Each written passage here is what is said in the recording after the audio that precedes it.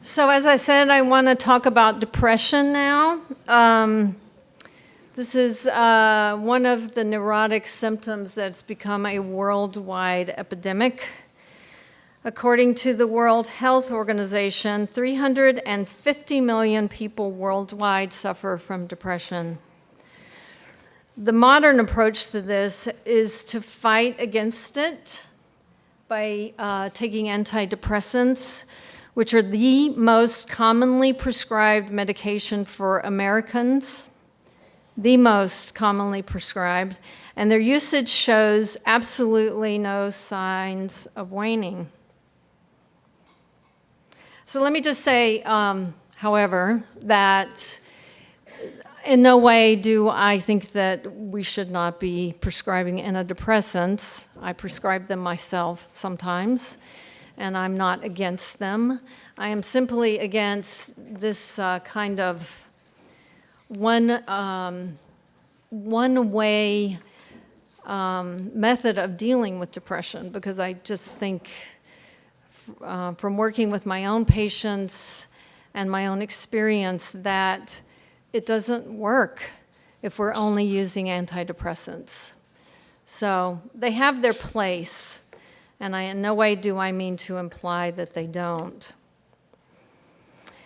At the same time, suicide rates, even among those who seem to have everything one could imagine we normally associate with happiness, are climbing in nearly every demographic, age group, and geographic area. According to the data from the CDC, it's been rising. It has risen by about 30%, even just since 1999. So I think you probably know who all these people are. This one you might not know. This is David Foster Wallace. He's kind of a little bit obscure, but beloved author. And of course, Amy Winehouse, incredibly talented musician. This deadly neurosis is a message from the collective and individual soul, and it is demanding our urgent attention. The critical question is, what kind of attention does it want? The collective spirit of our times demands that we immediately do away with it, if possible, or at least alleviate the suffering associated with it. However, if we move too quickly to eradicate this neurosis, we may be shooting the messenger, meaning we may miss insight and meaning that can only be found in these dark experiences. Perhaps we need to go deeper into it to find out what it wants. Since, as Dr. Jung says, behind a neurosis, there is so often concealed all the natural and necessary suffering the patient has been unwilling to bear. So, for example, regarding antidepressants, if a patient comes to me with a cough, I'm not going to simply give her a cough suppressant, which will inhibit the cough center in the brain and allow her some relief. For although I have alleviated her discomfort, I may do her a grave disservice, since the cough could be a sign of a serious illness that we should know more about in order to get to the root of the problem. But we are a society addicted to light and happiness, and this is something that can and often does work against us. Dr. Jung says that's the error. One must not seek happiness. These are radical words. Organic happiness, the bliss that comes from the center of the earth, that alone is fruitful, and that simply comes. Sometimes it surges from the deepest suffering. He says a certain amount of suffering and unhappiness is our lot, and no one can escape all the dark phases of life. One must not avoid unhappiness one must accept suffering, for it is a great teacher. If the message of the symptom of depression can be heard and followed up, the neurosis gradually disappears. Notice that I did not say that suffering disappears. In all likelihood, it will intensify. But as we begin to discover the meaning in our suffering, it opens us up to a completely different experience, which I think is always worth it. Dr. Jung taught that suffering itself is actually not an illness. It is the normal counterpole to happiness. But try telling that to the pharmaceutical industry and the insurance companies. It runs counter to all that we think about depression in our society. But at one time, a few hundred years ago, the symptom of depression or melancholia, which is I think much more beautiful and poetic word for it, was not considered so terrible or pathological. To be depressed was to be in Saturn, who was considered a god, for whom the planet is named. Now, everyone, astrologically speaking, has Saturn in their birth chart, which means that we all have some experience with this, quote, God, our whole lives to varying degrees. Depression is associated with the qualities of this God and involve limitations, contractions, heaviness, and coldness. He is the old man who presides over age and death, who faithfully reminds us that life is moving on, that we're getting old. This realization is necessary as we enter into Erik Erikson's final stage of development, which many of us, I think, in this room are in. In this stage, which he called ego integrity versus despair, the task is to reflect upon our lives from the unique perspective associated with age and face the life crisis before us. I mean, Saturn comes around, I think, every 30 years or something. So this isn't just with old age, it's also at midlife, usually as well. At this point, the fundamental question is, what kind of life have I lived? If we have lived, there are unresolved pockets of trauma with which Saturn faithfully confronts us, along with the underlying dark feelings of pain and regret. We are also confronted with our limitations, our tyrannies, and our, quote, mistakes, as well as our capacity for perseverance. If we can submit to this process and learn the lessons of Saturn, we age with dignity and we acquire wisdom. But there's a price for these lessons, and that price is invariably paid with suffering, usually in the form of depression of some duration. Although depression can feel as though it will never end, this is the alchemy of Saturn. It is his way of working the soul to make us feel trapped and constrained. Remember what Dr. Jung said, that the psyche must present an impossible situation, and this is what it can feel like when we are in a depression. It needs an impossible situation where one has to renounce one's own will and one's own wit and do nothing but wait and trust to the impersonal power of growth and development. Our anxiety can decrease when we stop fighting and we open up to learning what it comes to teach us. The longer we resist, the longer it must hang around to get its point across. Our resistance can get us chronically stuck in depression and rob us of its meaning. Jung says we cannot change anything unless we accept it. Condemnation does not liberate, it oppresses. So when we judge our depression, it is not helpful. And when we resist it, it persists. Though Saturn shows us our limitations and our restrictions, he is also our inner mentor and teacher. Psyche orchestrates this kind of experience, particularly in the second half of life, to help the ego know its appropriate place and open us up to the inner world, the unconscious world. It is interesting to note that in the latest research on depression, all types of people in all demographics are most vulnerable to depression at midlife.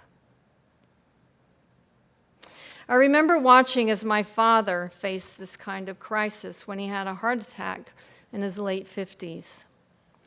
A child of the Great Depression, he spent his life working toward the primary goal, paying off the mortgage and acquiring financial security for himself and his family. He had little regard for his heart in either the metaphorical or physical sense, or for his feelings or his inner world. And also, just as a side note, one wonders whether the prevalence of heart disease is related to this lack of attention to the heart in the metaphorical sense. I found it interesting to note in my research that the prevalence of heart disease is very, very close to that of depression. 22 million with heart disease and 20 million with depression. Just wondering. Jung has said, the last refuge of the unconscious is the body. The neurosis for my dad, I think, ultimately manifested as heart disease. When his heart failed and he was faced with his mortality, it was a developmental crisis, as was appropriate. At that point, he realized that he no longer wanted to live by the values which he had been directing his life.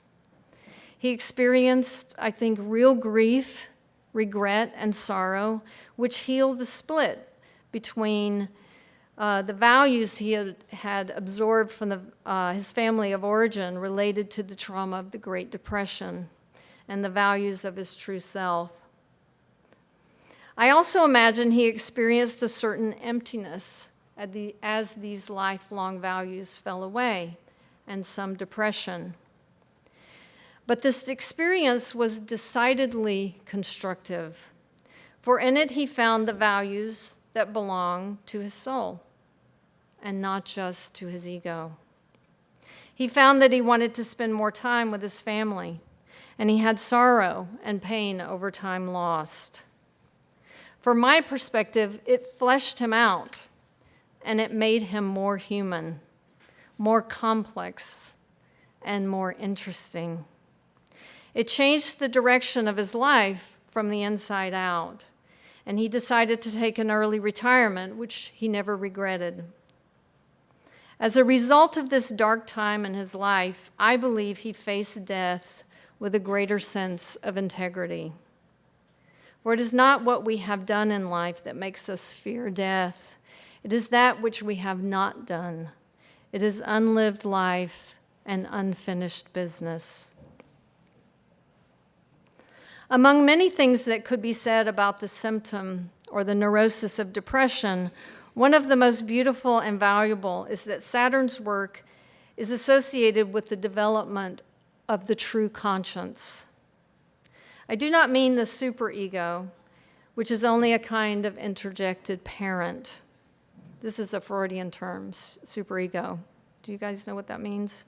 It's like the policeman inside your head, right? One can have a very developed superego and live an impeccably correct life, but lack a true individual conscience. One can also have a deep connection with the voice of the self, capital S, a very powerful conscience, and behave in ways that the superego would consider wrong. This is mysterious because it is bound up with an experience of something bigger than the ego, an other within, a center which possesses its own intelligence and its own wisdom. This other is not the same as the moral directives of religious dogma and societal norms. Of course, we must observe some of these collective dictates, or the fabric and order of our society would fall apart. But this is definitively not the same thing as a conscience. Neurosis can be an initiation into selfness, an initiation process out of which can come a true individual conscience. This is because the experience pushes us right into the struggle between our own inner convictions and beliefs and the formal structure that has been handed to us by our environment. This is one of the most precious gifts, I believe, of a neurotic crisis, the opportunity to differentiate between external values and internal values, those which we must work to discover in ourselves. This I call the building up of the inner world, or finding one's own inner authority, a process that is at the very center of individuation. This is almost always accompanied by a loss of faith in outer structures and a search for a new framework of values. To lose the old structure is always a frightening and difficult process, and it usually includes our defenses, which have helped protect us from dark and painful feelings. It can actually feel like losing the very ground under our feet. It can bring loneliness, but it is the experience we need to bring us to our true selves. For this, nothing will suffice except direct experience with the god Saturn. Saturn will tolerate no one else's authority. There are no shortcuts. This is something we find for ourselves alone. For Saturn is all about loneliness. It is one of his favorite channels. But in this way, life is given true meaning and a new structure over time. Though we naturally resist our neuroses, we need them. And Saturn, who is called the god of hard existential reality, brings his darkness for balance. It is difficult to let go of lightness because it means an acknowledgement also of death. And we are a culture obsessed with light and with youthfulness. But if we deny natural aging and death, the soul can become lost in an unnatural obsession with youth and cannot move into maturity and wisdom. The paradox is that the more we hold on to youth, the harder Saturn will push for acknowledgement.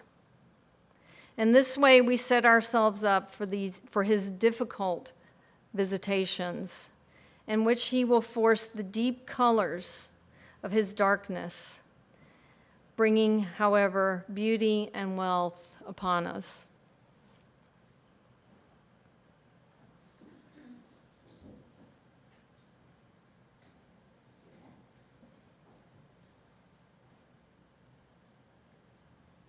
Yes, it is true that Saturn is characterized by coldness, by distance, and heaviness. But this is only the negative side. He is also called the god of wisdom, of philosophical reflection and maturity. Artists, writers, scholars, philosophers, therapists, physicians, and all those with vocations close to the unconscious should indeed be aware and conscious of its dangers. We know that many of these professions, I think there are probably a lot of therapists here, they carry a high risk of depression. Some people call it compassion fatigue.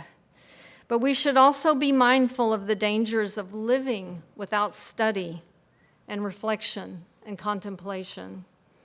While Saturn may be dangerous, says Robert Moore, his contribution is truly indispensable. He gives a certain relief from the unbearable lightness of life if we allow him in, to sink us down for a time rather than always seeking to rise above. Dr. Jung says depression is not necessarily pathological. It often foreshadows a renewal of the personality or a burst in creativity. There are moments in human life when a new page is turned. So although perhaps Saturn will never be a cheerful bedfellow, and although there is no fast and easy way to befriend him, it is more than worth the effort. If we are persistent, I think we can find some real gold. We may even become subtle enough to understand his irony. And then we may find that he even brings a strangely delightful humor regarding the absurdity of life. It's a dark humor for sure, but just as there is beauty in darkness, there is humor as well, if we can develop a taste for it. We naturally resist depression because of its heaviness and pain, but it can, believe it or not, be truly satisfying sometimes to enter into its moods and thought. Doctors not so long ago prescribed periods of solitude and rest for both mental and physical illnesses. In a world so focused on getting people back to work so they can be productive again as quickly as possible, we ignore a natural rhythm of our being. I have taken care of more than one patient who simply collapsed, either physically or mentally, for months to even years after a lifetime of pushing incessantly to be productive. Marie-Louise von Franz says, a person with a neurosis has it because the chance of getting out of the complex is being offered. It is important not to miss the chance to get out of it when the time is right, for if we miss it, more symptoms arise. Then the catastrophe comes, sickness, and so on. Saturn is also the Grim Reaper, the god of the harvest and patron of the end time. He is traditionally associated with death, so it is no surprise that images of death permeate periods of depression.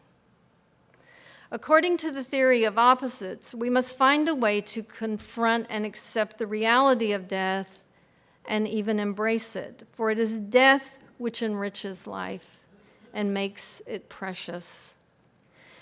Life is a never-ending cycle, actually, symbolically speaking, of death and rebirth. We must find ways to acknowledge and honor this hard existential reality. In my yoga classes, we always lie down at the end in shavasana or corpse pose and symbolically let go of life. We practice it because life and death are a pair of opposites, and they cannot be separated without setting up an imbalance, which makes us very neurotic. When we are depressed, it can feel like our lives are over, that there is nothing left to live for, that all we have valued has become meaningless. But feelings of emptiness and hopelessness can instruct us that we have become overly identified with our ways of looking at and living life.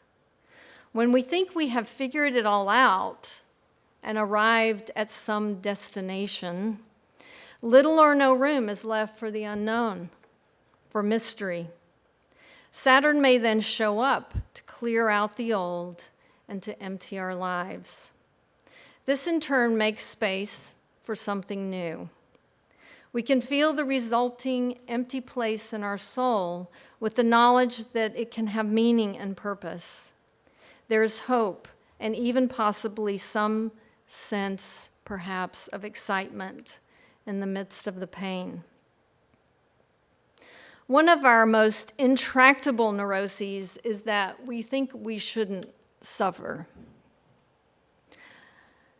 Every patient who walks into my office feels that something is wrong with them because they are suffering. What did they do wrong? What did they do to deserve this? This lack of acceptance of the dark side of life and its archetypal existential reality increases our suffering and is one of the main causes of getting stuck in the gray dullness of depression. Writing about her long relationship with Dr. Jung, Hilda Kirsch says, "The most important gift Jung has given me, and hopefully mankind, is the acceptance of suffering as a necessity." Quoting Jung, she wrote, "Try to apply seriously what I have told you, not that you might escape suffering. Nobody can escape it, but that you might avoid the worse, blind suffering." One of the poems I love best and hand out to people who suffer from thinking they shouldn't be suffering is by Rumi. This being human is a guest house. Every morning, a new arrival.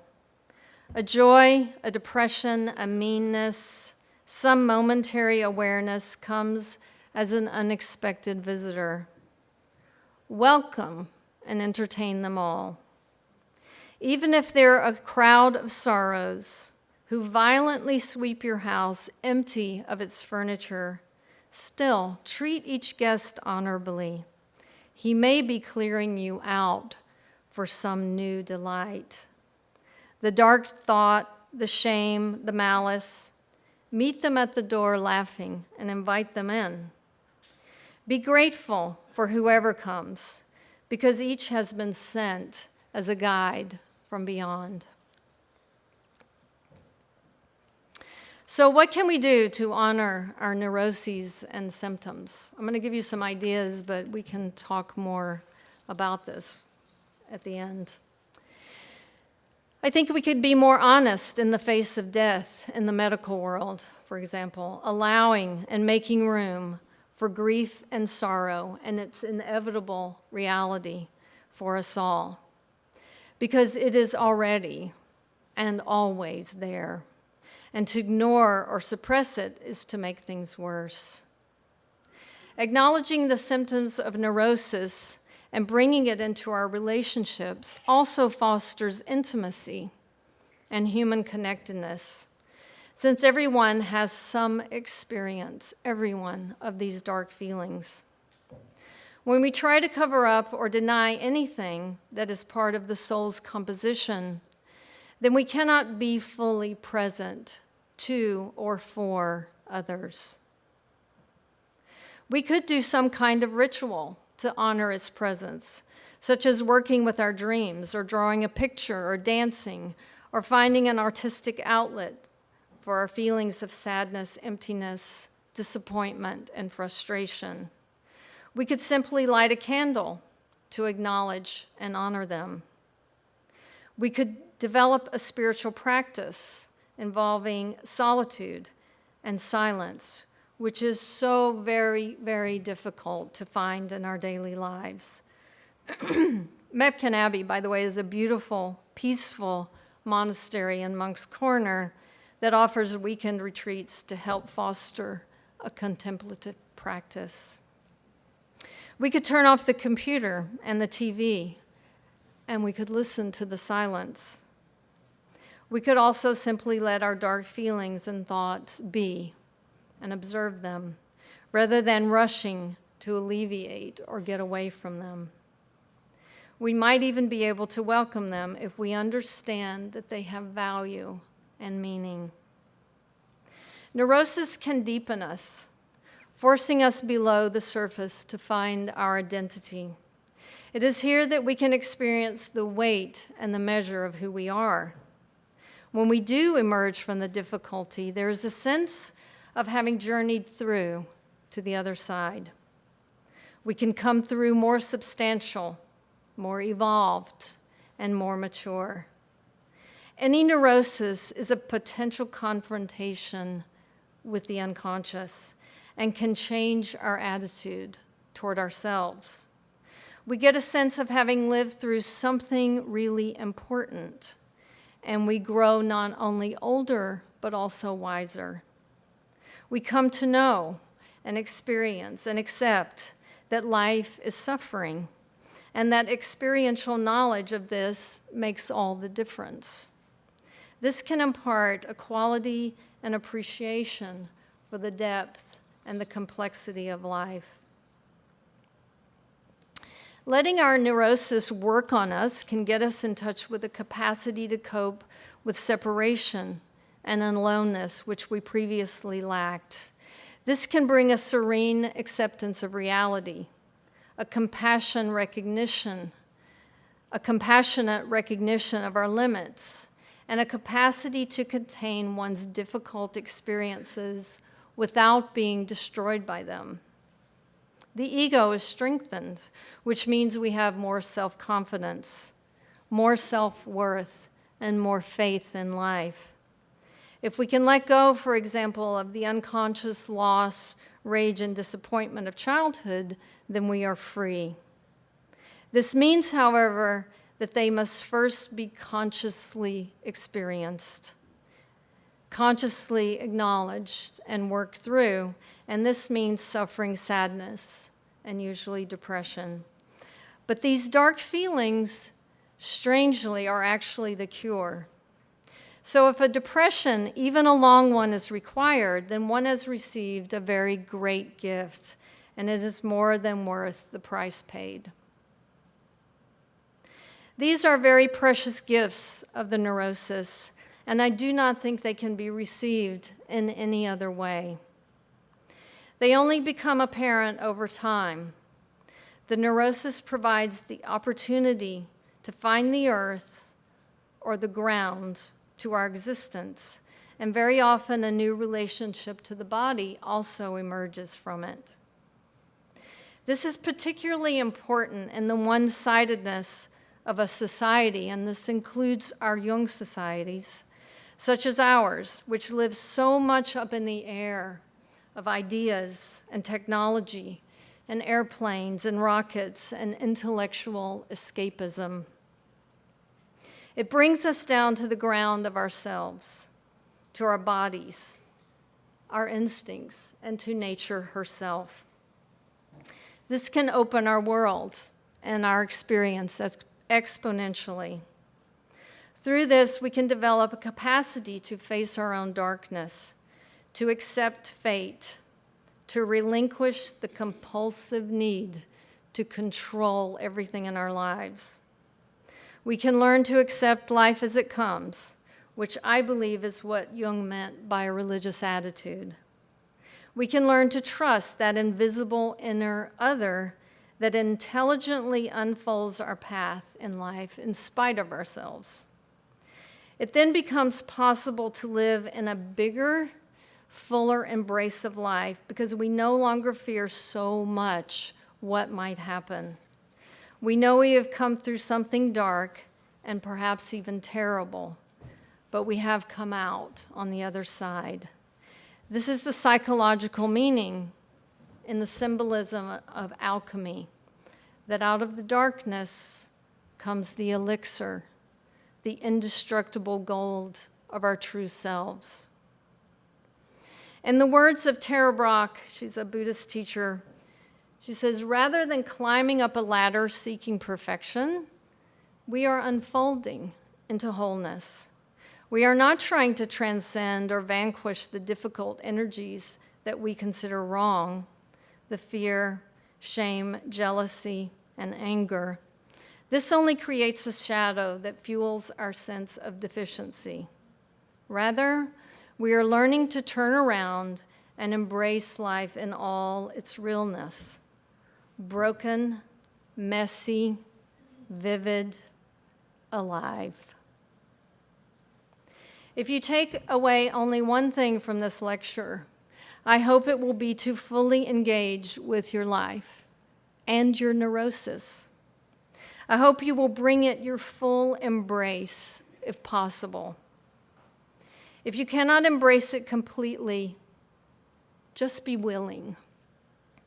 If you cannot be willing, then try and pray to be so. There is so much gold here.